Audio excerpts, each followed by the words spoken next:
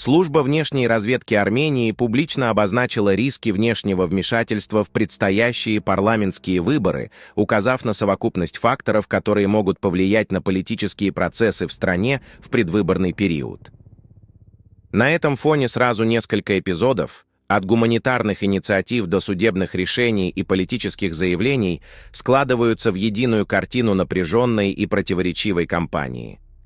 По информации источника издания «Радар Армения», в Министерство иностранных дел Армении, российской стороне было официально сообщено, что в условиях избирательного периода и действующих правовых ограничений гуманитарная помощь, которую планировалось предоставить через НПО «Евразия» и ее руководителя Мика Бадалян, признана нецелесообразной. В ответ на запрос журналистов источник в МИД представил перечень предложенной помощи, в который вошли, в частности, 600 упаковок чая, 300 зубных щеток, 300 противовоспалительных кремов, 320 тюбиков зубной пасты, 300 упаковок влажных салфеток и другие товары аналогичного характера.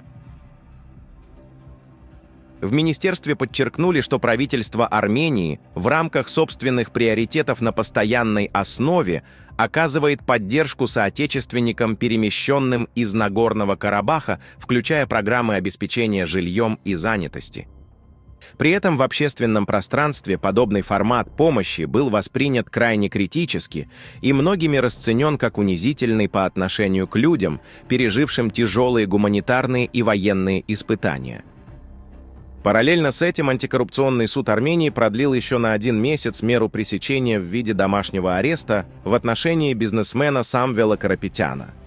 Жалоба защиты была вновь отклонена, несмотря на заявление адвокатов о том, что ходатайство о продлении ареста является формой прямого вмешательства в политические процессы и направлено на ограничение участия Карапетяна в партийной деятельности в преддверии выборов.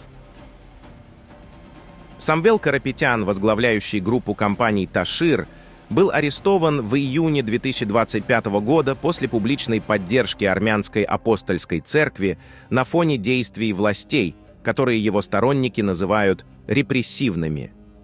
Позднее ему были предъявлены дополнительные обвинения по делу об отмывании денег в особо крупном размере, а в конце прошлого года он был переведен под домашний арест. Ситуация вокруг Самвела Карапетяна стала точкой консолидации для части оппозиционного лагеря. В поддержку бизнесмена у здания суда был замечен бывший премьер-министр Армении времен президентства Сержа Саргсяна Карен Карапетян. В политических кругах обсуждается вероятность его выдвижения в качестве кандидата на пост премьер-министра от партии «По-нашему». При этом подчеркивается, что сам Самвел Карапетян не может претендовать на эту должность, поскольку не является гражданином Армении и не соответствует требованию о постоянном проживании и наличии гражданства в течение последних 5 лет. Он имеет гражданство России и Кипра. Карен Карапетян, в свою очередь, считается фигурой, близкой к Владимиру Путину, что дополнительно усиливает дискуссии о внешнем влиянии на внутриполитические процессы в Армении. Резонансным стало и заявление оппозиционного политика Ишхана Сагателяна, который в жесткой форме заявил: «Когда оппозиция придет к власти, она не сдаст Пашиняна Алиеву». Он также подчеркнул, что Пашинян должен будет объяснить, почему он сдал Арцах, и прояснить ситуацию по поводу отдельных территорий самой Армении. Эти слова вновь актуализировали тему ответственности за итоги войны и переговорного процесса, остающуюся одной из самых болезненных для армянского общества. На этом фоне премьер-министр Армении Никол Пашинян выступил с обращением к нации, фактически обозначив ключевую линию предвыборного выбора. По его словам, поддержка его и его политической команды означает выбор партии мира и благополучия, тогда как голосование за оппозиционные силы, которые в Армении охарактеризованы как пророссийские, равносильно выбору партии войны.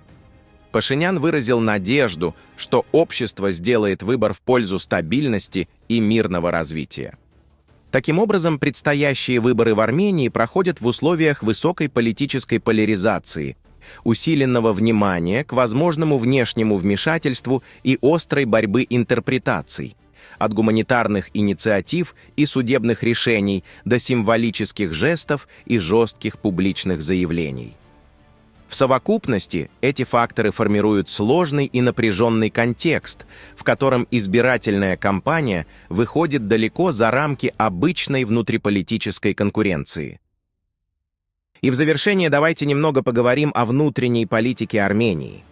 При этом я не люблю обсуждать внутреннюю политику и больше склонен к геополитическим темам. Внутренняя политика в нашем случае, если убрать взаимные уколы через СМИ и суточные информационные атаки оппонентов друг на друга, сводится прежде всего к экономике. Когда граждане Армении начнут жить хотя бы на уровне Польши, тогда появится и устойчивая демократия, и по-настоящему осознанные выборы. До этого момента решающими факторами остаются весьма приземленные вещи. Сегодня на электоральное поведение может повлиять 10% прибавка к пенсии или открытие автобусной остановки в провинциальном городе. Точно так же работают и справедливые упреки в адрес оппозиции, в том, что при них не было даже этого. Все это способно склонить чашу весов в конкретный день голосования.